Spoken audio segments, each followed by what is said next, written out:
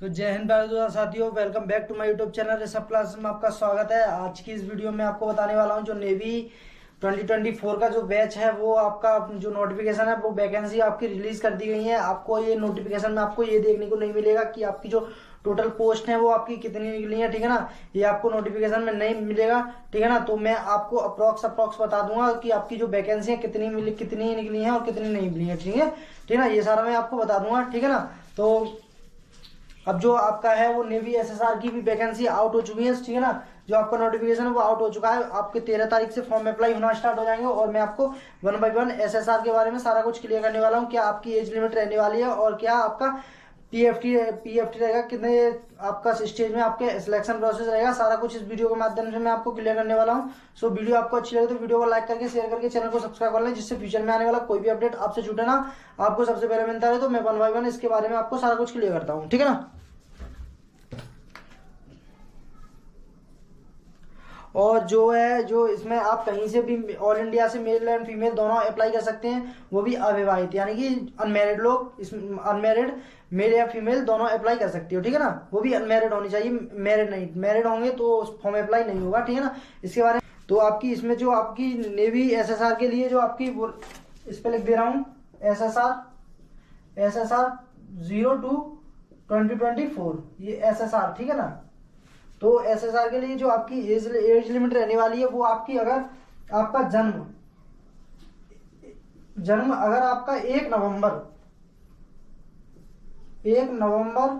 2003 से एंड आपका 30 अप्रैल 2007 तक हुआ है तो आप इसमें फॉर्म अप्लाई कर सकते हो। 1 नवंबर 2003 से 30 अप्रैल 2007 तक अगर आपका जन्म हुआ है तो आप इसमें फॉर्म अप्लाई कर सकते हो, ठीक है ना। जो आपकी एसएसआर के लिए जो आपकी एजुकेशन रहने वाली है, एजुकेशन तो वो आपकी 12th पास रहने वाली है, ठीक है ना। अगर आप अपियरिंग में हो तो भी फॉर्म अप्लाई कर सकते हो, यानी कि आपने अगर 12th के एग्जाम दे दिए हैं, अगर आपका रिजल्ट नहीं आया तो आप ठीक है ना, अपियरिंग में आप चल रहे हो तो आप इस फॉर्म अप्लाई कर सकते हो नेवी एसएसआर का, ठीक है ना। और यही आपकी जो नेवी अग्निवीर एसएसआर है ना, अग्निवीर एसएसआर, ठीक है ना। जो आपकी इसमें वैकेंसी है वो आपका नोटिफिकेशन अभी नहीं आया, ठीक है ना। अगर आपकी वैकेंसी की बात करें तो अप्रोक्स 500 से प्लस ही वैकेंसी जाएंगी, ठीक है ना। 1000 भी जा सकती है, 1500 भी जा सकती है, 2000 भी जा सकती है, ठीक है ना, एसएसआर की वैकेंसी, ठीक है ना। और यही आपकी जो क्वालिफिकेशन रहने वाली है वो आपकी 12th स्टैंडर्ड यानी कि आप 12th पास हो, ठीक है ना। अगर आप इंजीनियरिंग में कोई भी डिप्लोमा कर रहे हो तो डिप्लोमा में जो आपके मार्क्स होने चाहिए वो 50% मार्क्स होने चाहिए, तो आप इसमें फॉर्म अप्लाई कर सकते हो, ठीक है ना। ठीक है ना। अगर आप 12th से हो तो 12th से भी आप इसमें फॉर्म अप्लाई कर सकते हो, कोई भी स्ट्रीम हो, इससे कोई आपको लेना देना नहीं है, ठीक है ना। और अब आपका सिलेक्शन प्रोसेस है, जो एसएसआर का सिलेक्शन प्रोसेस है वो कितने चरण में होता है, ठीक है ना। तो अप्रोक्स जो एसएसआर का भी जो सिलेक्शन प्रोसेस होता है वो भी आपका 3 स्टेज में होता है ना, ठीक है ना। सिलेक्शन प्रोसेस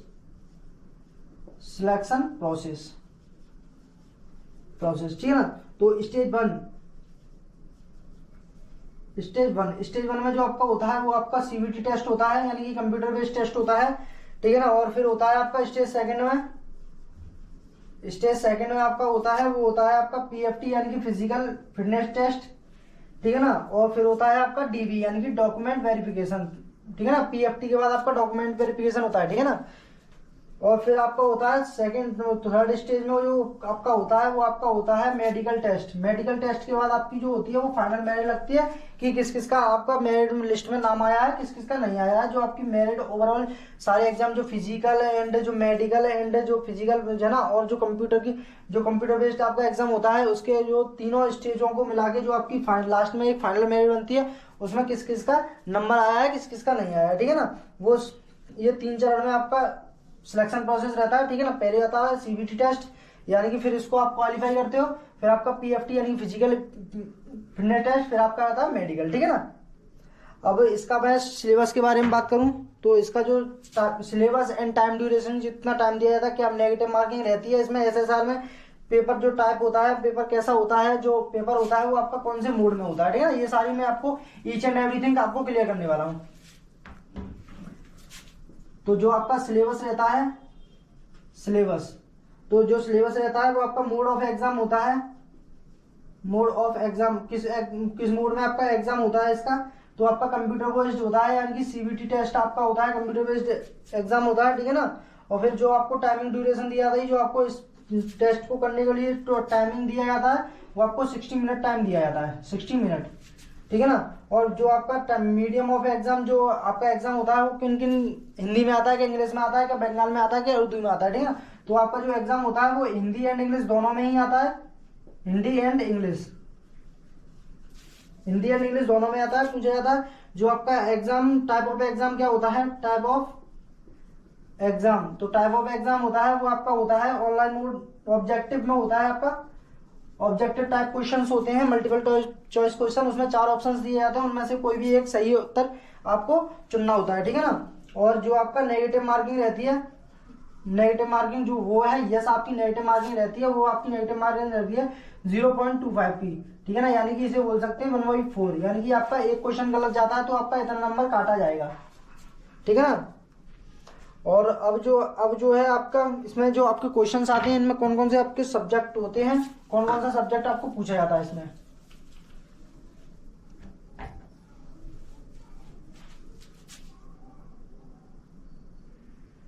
तो आपको इसमें आपकी साइंस भी आता है, मैथ भी आता है, ठीक है ना, और जनरल अवेयरनेस भी आता है,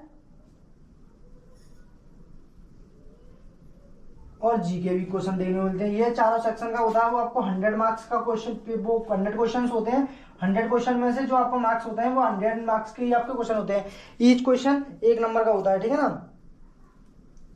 और अब मैं इसके बारे में बात करने वाला हूँ पीएफटी के बारे में, यानी कि फिजिकल फिटनेस टेस्ट के बारे में। तो इसमें आपका फिजिकल फिटनेस टेस्ट क्या क्या होता है, क्या क्या रहने वाला है, ठीक है ना।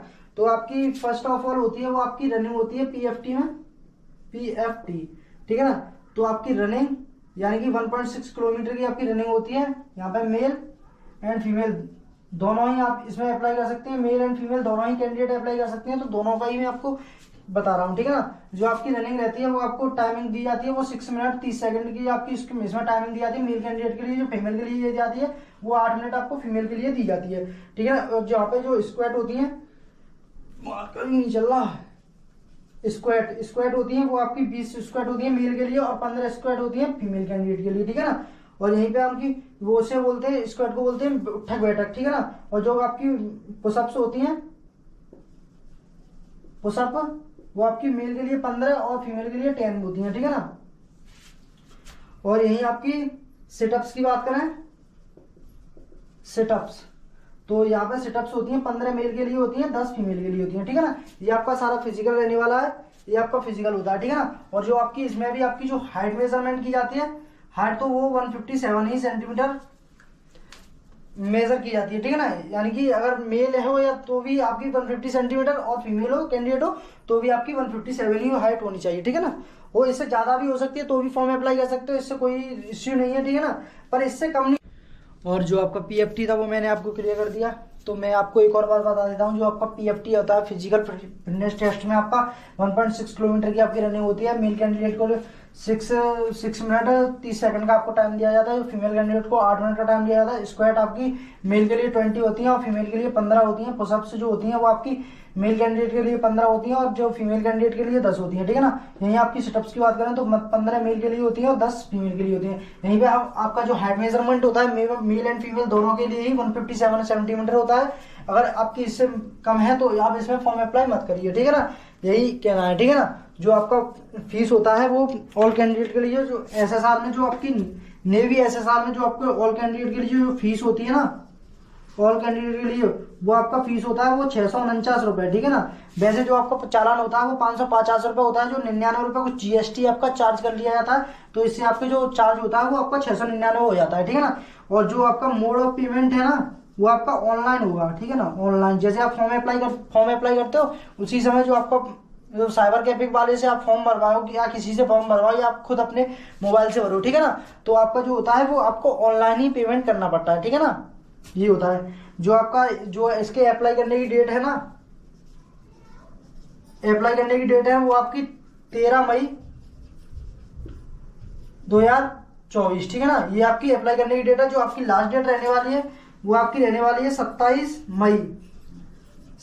मई 2024। ये आपकी लास्ट डेट रहने वाली है नेवी एसएसआर के लिए, ठीक है ना। जो आपका एग्जाम है, तो अभी जो आपका एग्जाम है उसका कोई भी आपको नोटिस आपको नहीं दिया गया है। अगर आपकी कोई भी डेट है वो डिक्लेयर नहीं की गई है, आपकी अगर जो एग्जाम है उसकी आपको डेट है, हमको डेट आप मिल जाएगी। आपकी डेट इस दिन डिक्लेयर होगी उसी दिन आपको प्रोवाइड करा दिया जाएगी हमारी वीडियो द्वारा, ठीक है ना। तो आई होप आपको वीडियो क्लियर हो, तो वीडियो को लाइक करके शेयर करके चैनल को सब्सक्राइब कर लें, जिससे फ्यूचर में आने वाला कोई भी अपडेट आपसे छूटे ना, आपको सबसे पहले मिलता रहे। तो मिलते हैं किसी नेक्स्ट वीडियो में, तब तक के लिए till then bye bye, have a nice day, thanks watching this video. जय हिंद, जय भारत।